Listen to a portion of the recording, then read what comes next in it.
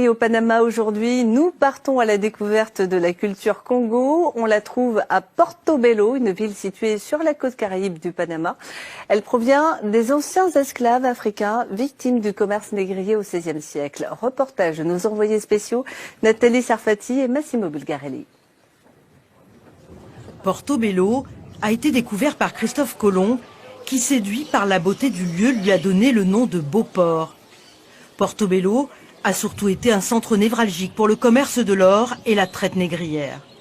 Des milliers d'esclaves sont arrivés ici au XVIe siècle. De cette histoire tragique restent des vestiges comme ce bâtiment des douanes ou ce fort avec ses canons pointés vers la mer des Caraïbes.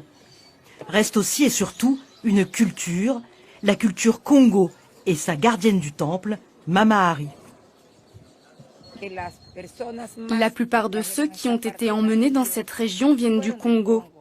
Tout ici est Congo. La langue c'est Congo, tout ce qui est fait c'est Congo.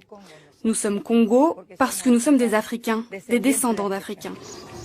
Mama Hari est intarissable quand elle évoque les ancêtres et leurs souffrances pour bâtir ces immenses murs de corail. Les maîtres espagnols ont obligé les esclaves à s'immerger dans les profondeurs de la mer pour y couper ces coraux. 95% des habitants de Portobello sont d'origine africaine et la culture Congo fait partie intégrante de leur quotidien. Depuis 3 ans, ils ont même leur musée. Ici, on apprend comment les esclaves ont lutté pour leur liberté, comment ils ont adapté leurs connaissances traditionnelles à l'environnement local. Une histoire singulière qui a valu à la culture Congo d'être inscrite depuis novembre 2018 au patrimoine culturel immatériel de l'UNESCO. Toute la population est très fière de cette décision parce que c'est la reconnaissance d'une culture, c'est l'histoire de la lutte d'un peuple libéré de l'esclavage, devenu cimarron, qui se souvient de son histoire avec fierté. Nous espérons que davantage de visiteurs viendront, que beaucoup de gens s'intéresseront à l'histoire, à la culture et à la nature de Portobello. La danse est l'une des composantes les plus importantes de la culture Congo.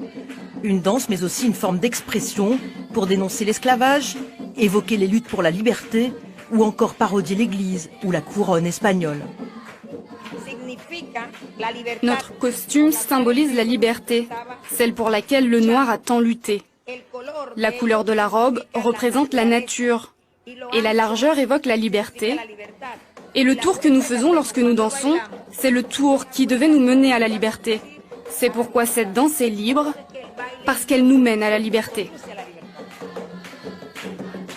La culture Congo se transmet de génération en génération.